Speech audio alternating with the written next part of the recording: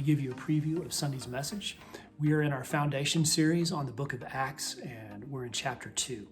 And chapter 2 is where we see the arrival of the Holy Spirit, this just transformational moment in the church, at the beginnings of the church. And so a lot of things are happening at that time, but Jesus has given a preview and a challenge, a mission to the disciples. He said, I want you to wait until the Holy Spirit comes. You'll be baptized by the Holy Spirit.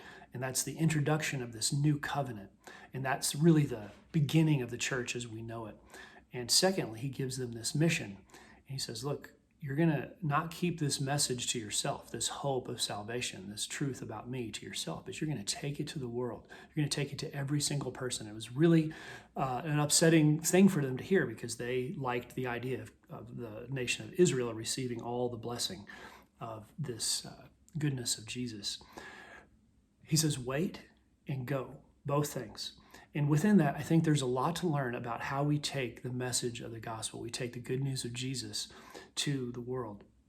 I want to give you a couple of thoughts about that. One is to wait on Jesus. Wait for him. Seek his guidance. Ask the Spirit to move you. Literally, I need to ask the Spirit to move me, to have passion for my neighbors, to go to them and figure out ways to bring the truth to them in meaningful ways. And what's cool is that those disciples, when the Holy Spirit came, gave us a great example. The Spirit moved and he transformed them so that they were speaking the story of the gospel in languages that they'd never heard before so that others could hear.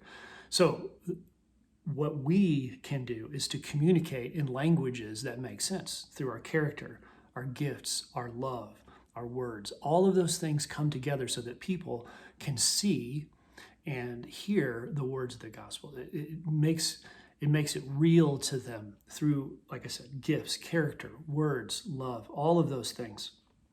And when we do that, when we bring the truth, many will be curious, many will be moved, and another set will reject out of hand what we've brought. So what I want to ask you is two things. What is it about you that creates curiosity about the gospel? And secondly, what could the Spirit cultivate in you that would attract people to Jesus? So think about that stuff, and we'll come back together Sunday. All right, I hope to see you. Bye-bye.